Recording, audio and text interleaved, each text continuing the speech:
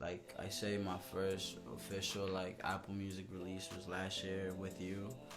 Um, that was my first official release, and before that, like I was recording already for a couple of months. You know what I'm saying, just trying to work on the craft and everything. I was able to produce that beat myself with like a sample from Splice, or you know what I'm saying. And Okay, so yeah, to get into last minute, right? Last minute was I met that student. His name is Alpha Row. Shout out to Alpha Row. That's my guy, man. Super dope battle rapper and great artist. Also another engineer. I met him actually not in my audio classes, but through the day song. Still has life. It's still doing pretty well, and the meaning of the song last minute is like you can do a lot in the last minute. We put this little podcast together in the last minute, so It was nice having you. Thank you for coming. Thank you for, Welcome this to is a the island. pleasure. Yeah, facts. It was great being here. Thank you so much for this. Anytime. This is the first time I'm like being so open and raw because I don't like talking. People don't know me like that. You feel me? Exactly. So this is the first and last time I'm gonna be. You feel me? Like seeing. For a while. You never know where she's coming from. That's a fact. Who knows? Tomorrow I might drop like who knows? You never know. She could get signed. Is there any advice you would give each other right now? Yeah, just keep going hard. It's gonna come. As a kid, you want to recreate it and shit, like, you know what I mean? So I'll go home and flip cassettes and shit, blend the tapes together and shit, try to make my own shit, like, until, I think it was, like, high school. I linked up with Mars and shit. Brody cracked Fruity Loops, gave it to me or whatever, producer kits, everything I needed and shit. I started making beats and shit, then that's how it started. Grew with my writing, you feel me? It just came to me like, be more than this, you feel me? If you could do it, do it. And that's what I did. I did it. And now look where I'm at. You feel me? Got a little fan base. People like listening to my shit. Before that, people wasn't really bumping me because I was saying the same thing he said. One of my favorite songs, James, and he had a studio in his crib. Now, he would always chill with us and shit. And then one day he was like, yo, you trying to slide to the studio? I slid to the studio, and when I went, he was like, yo, you want to rap?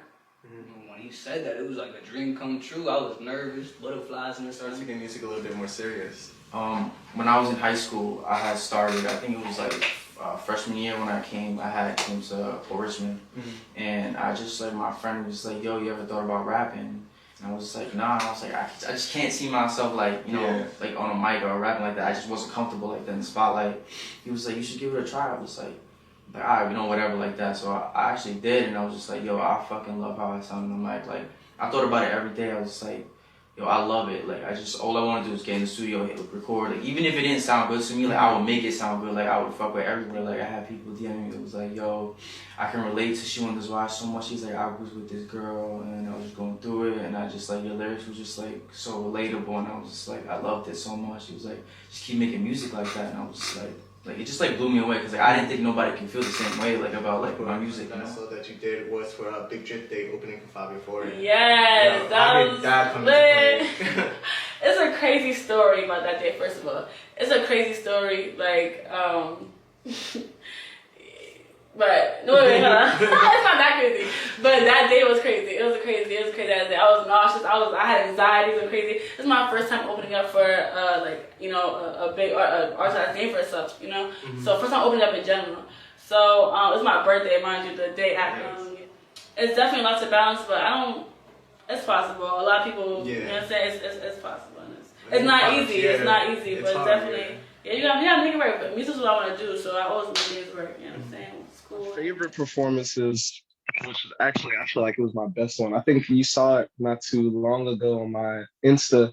It was in November at the Halton Theater in Fort Worth, and it was me and my homeboy Tress, and it was just a good experience. I had a lot of my friends came out, a lot of my family came out. I feel like I made a good impression to like new people that were there.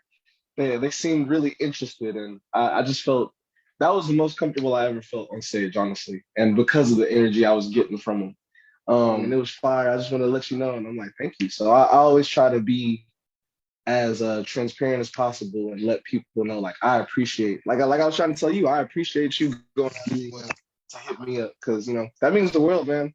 So yeah, bro. So stay tuned to that.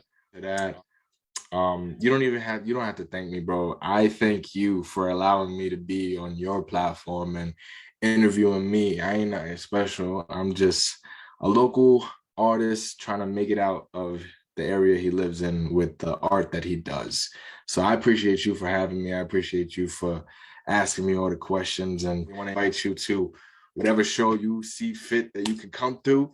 Bring your ass. So like with that, like, I could connect you to other people who I know. We could go from there. Like your artists, yo, bro, your artists. I'm down to listen to it more. Like if Malay and AGP, I never met AGP. If I never met them, I would have met you. And like you show me support, like you saying. Me and MB actually want to talk to you. Like, eventually, I want to be a head coach at a university or high school. So it's like training kids now with this time that I have off and not playing overseas or anything. It's like it's preparing me like to be a coach in the future and make sure they can see. Yeah. Got the stars in the front, 3 stars, man.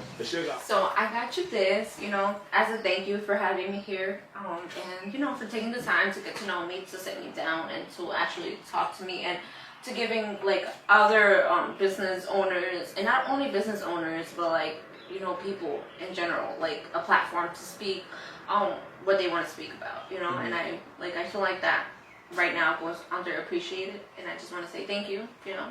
And this is like a little gift or whatever, but like I'm trying to show you guys what it's like inside my brain. Yeah. I'm not really showing you guys me. I'm showing you me and what's going on in my brain, how I'm reacting to what I'm making, how I feel in the moment. You know what I mean? Everything is a part. Everything is. I want you guys to feel that. I actually liked the interview, so I texted him and I was like, "Hey, I saw you on the Chatting with Ant podcast. Want to make you something, blah blah." And then he hit me right back up, and then was like, "Hell yeah, bro!" And he like already had like a bunch of designs in his head, dude. So I was like, "Hell yeah, man!" You know what I'm saying? A lot of people don't have this opportunity to actually like put their shit on the platform. They don't have the money to push it, so I'm blessed to be able to do that. And how old are you, bro? I was 23. But I had a vision, and I knew that I was going to be performing for people at some point. I knew that I would be progressing. I always had a vision. I always had the dream. Like, you know? It was cool, and it was a great experience. Like, I mean, it's great to do like my first show in my hometown. You know, like I wouldn't like to have any other show in any other place rather than Staten Island first. Team from saying. So it was like that when I came home and I realized like KJ Bola, Jake Guapo, like I was doing shows with them in Secrets in Queens, like 2017. Like I asked them, they know who I am, you know what I'm saying? Like I was lit, I was doing my thing, bro. I did that little 5 years.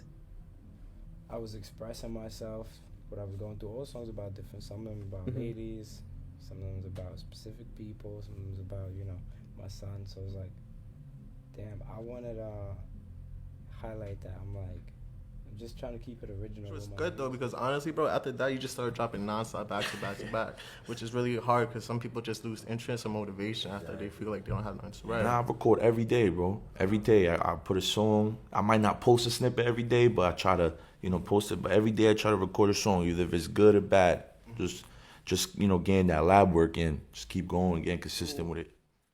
It was also me trying to tell myself like, you'll get back home, like you'll get back to where you are, like you're gonna be good. And then the colors was basically, or the colors obviously represent my emotions. It was green was abundance for new beginnings, purple was royalty and money coming your way, red is anger, or it could represent love, blue is sadness, like just all the emotions going crazy in my head. And then at the end of the video, it's that straight jacket is all bloody. You see a skull, got the three knives in it, basically just representing like, I'm killing that right there. Like it's over, and just whatever you're going through, you could always change it at any given time.